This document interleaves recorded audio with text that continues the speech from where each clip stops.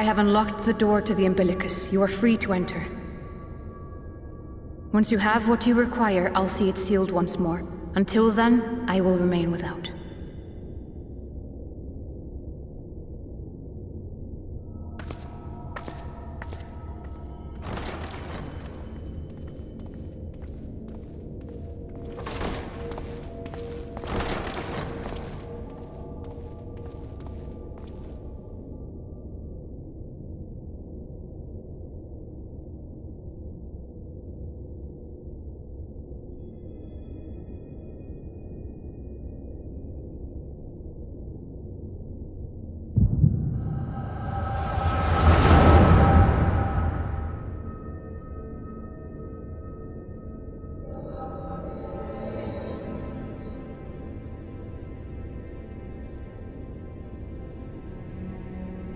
A moment to collect my thoughts, I prithee.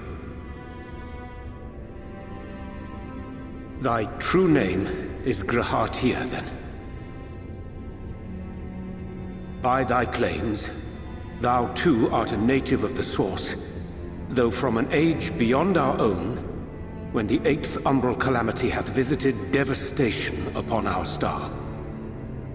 Thou hast, by subtle means, reached across the boundaries of time and space to unsow the seeds of catastrophe, ere its creeping vines drag our champion unto an early grave.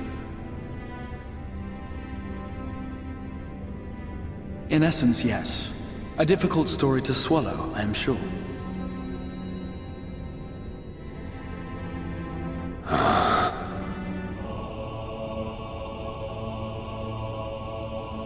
I doubt not the veracity of thy words, not the account of thy coming, nor that of the fated calamity. Yet my mind straineth still to apprehend the enormity of this tale.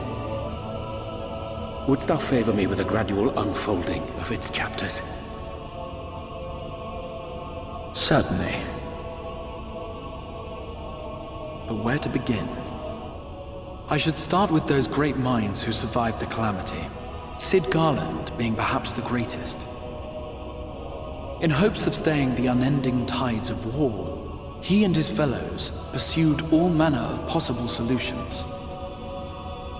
One of these was rooted in a theory which unified several fundamental principles discovered over the course of the Warrior of Light's adventures.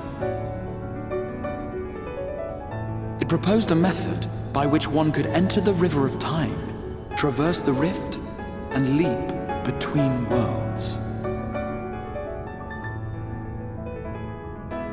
Perfecting that idea, however, was a work which consumed their lifetimes, and thus was it left to future generations to decide whether theory would be put into practice.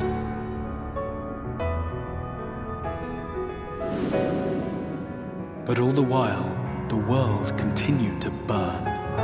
Hope was a feeble outpost, beset on all sides by thievery and misery and murder. People cried out in despair, "There is no hope! We are finished! Mankind is finished!"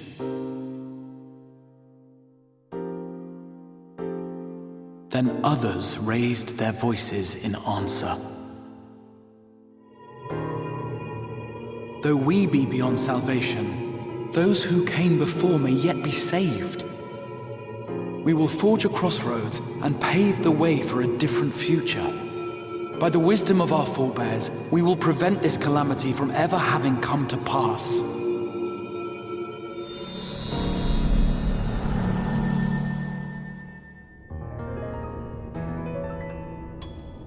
The fighting went on unabated, but some few took up Sid's research and labored to realize those impossible ideas.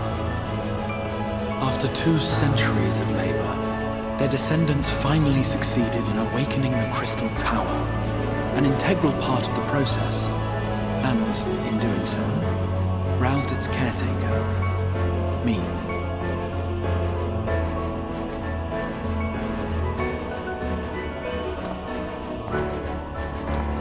By this stage, scholars had largely established the phenomena underpinning the rejoining, and identified the first as the shard which precipitated the 8th umbral calamity. This grand structure was already capable of storing the energies required to attempt the translocation. All that remained was to augment some few of its functions based upon the theoretical models of Sid and his compeers. And by means of such technologies didst thou effect thine arrival in the first, to an age before this star had joined with the Source.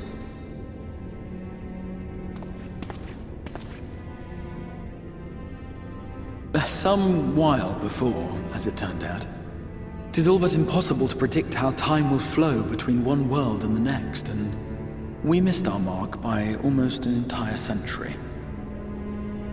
But this only worked in our favor.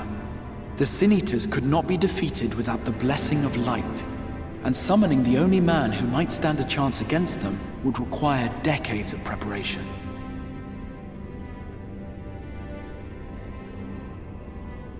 An undertaking of scarce credible endurance. That thou hast kept thy plan from falling into disarray these many years bordereth on the miraculous.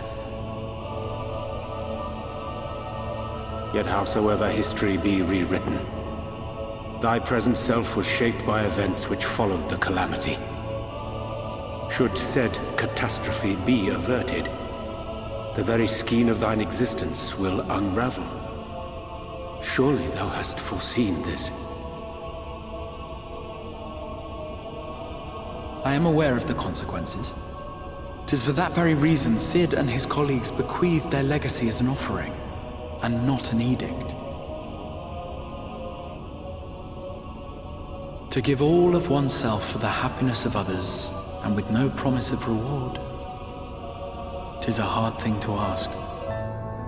Harder still for those condemned to survive in a world which pitted brother against brother. Indeed, you are right to call the execution of this plan miraculous, though the force which held it together was nothing so inexplicable. It was him. The warrior of light has been our unbroken thread.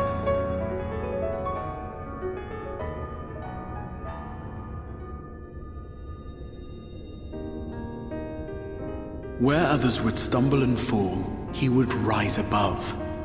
Where others would break and run, he would carry on. The Warrior of Light's tale is one of unyielding bravery. To tell it was to feel courage. To hear it was to feel hope. It was a breath of inspiration in an age of suffocating shadow. In the histories of a fallen nation was our hero hailed as its greatest ally. In the time-worn pages of a noble's memoirs were his deeds joyously retold. For many, these stories were the flame which warmed them through the coldest of nights.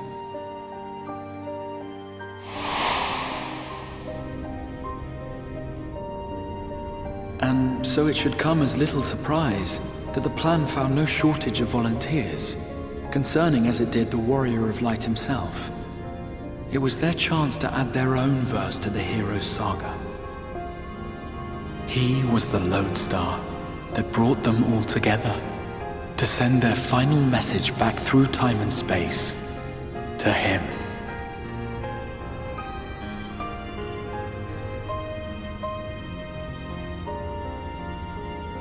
The light of your legacy was our torch in the darkness. Burn bright again and live.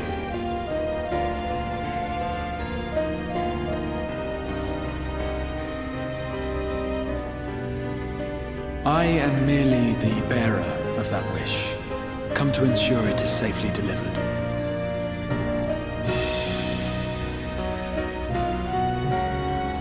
Wherefore sharest thou this burden with me and no other? What wouldst thou have me say? That you will be my accomplice? 'Twas you yourself who convinced me of your suitability when you spoke of how you learned of the Flood and of your part in arranging Minfilia's journey to the First. Your actions showed uncommon resolve. 'Twas clear you were committed to the cause of saving this world. I knew I could trust you to choose the right path forward, even if that choice came with a heavy price.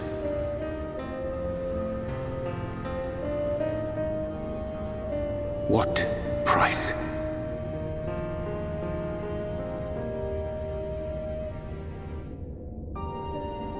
When all is said and done, and the last of the Light Wardens lies slain, I will absorb their corrupted ether, and then I will die. Knowing what I know of your companions, not to mention your champion, they will try to stop me. But in saving one, they would save none. Therefore, I implore you to aid me in concealing my identity and ensuring this tale ends as it must.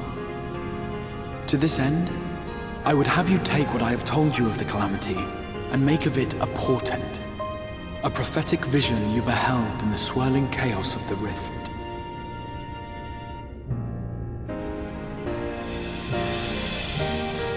Is this truly thy wish?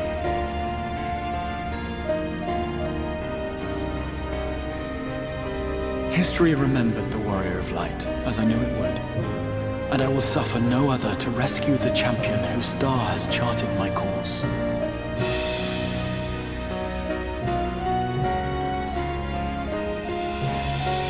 I will see this tale to a happy end, my friend. There has been enough tragedy.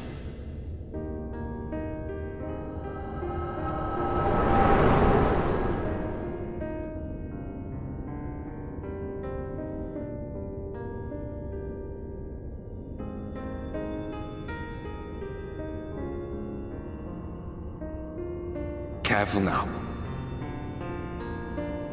If you lose control again, the Light could claim you for good. Although it's probably only a matter of time before you succumb to the change in any case.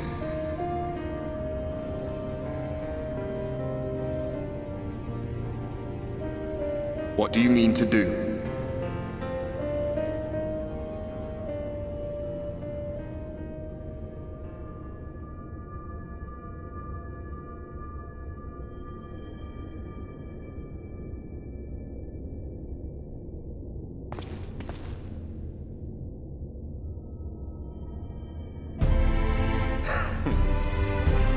We should be on our way.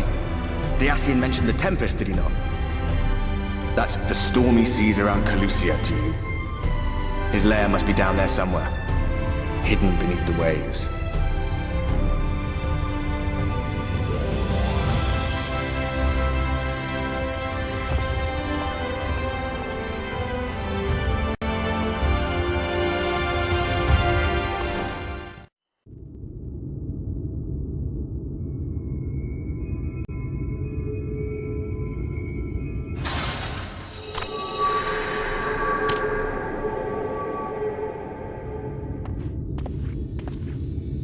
Ah, we have found thee.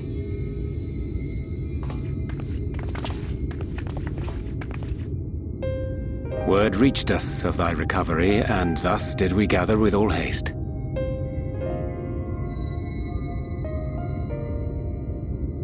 Ah. By thy looks I gather thou hast gleaned that which I came to tell thee.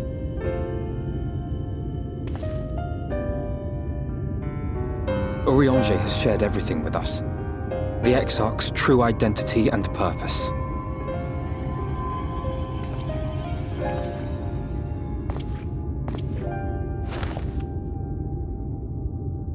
I offer no excuses.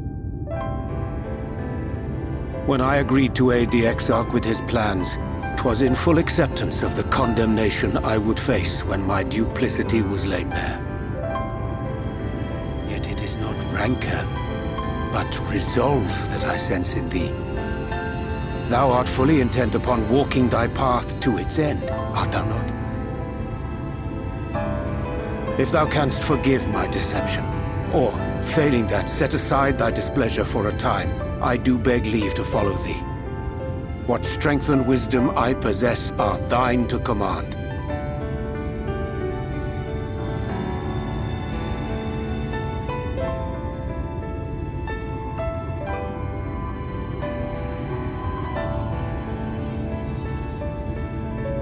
I understand the precarious nature of thy condition. Nonetheless, it is my wish to remain at thy side for as long as I am able.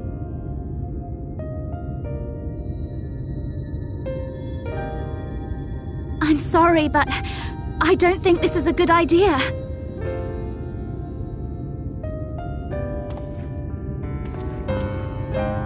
Leaving the Crystarium, I mean, with or without Urianger. What I did for you won't last forever. There's no telling when the light will break free again. Please, you must stay here, at least for a little while longer. We will find a way to cure this, I promise you. How can you make promises? We don't even know where to start. Alize, please. You know Reen was only trying to help. Of course I know! I know only too well! But making promises you have no way of keeping is not a kindness. It's a lie. Plain and simple. We've all searched high and low for an answer, and every one of us came back empty-handed. I am not about to stand in his way now. Not after failing him in his hour of need. No! The least we can do is...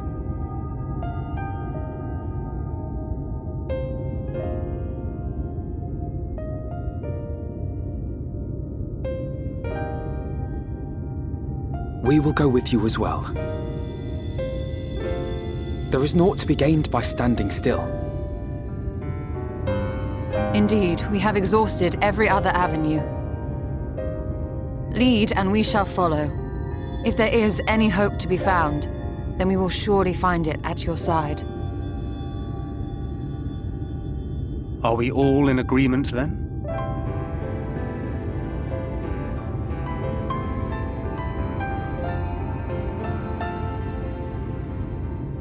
Is there aught we can do to help?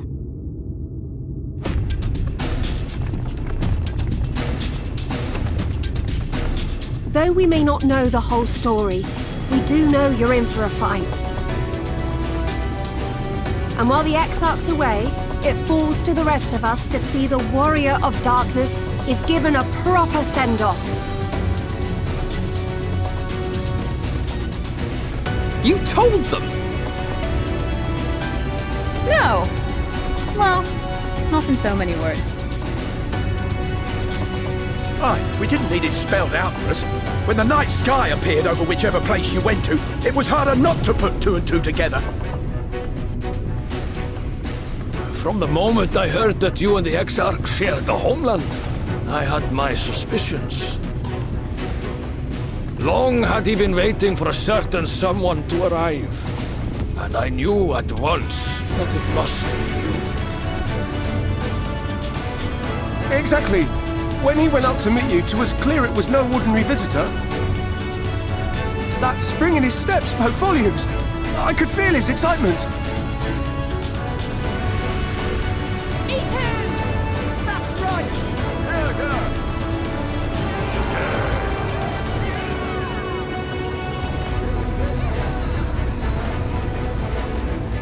We do not fully understand where you or the Exarch hail from, or why you've all done so much to protect us. But we are deeply grateful nonetheless. So, if there is anything at all we might do to aid your journey, you need only name it. What would you have of us?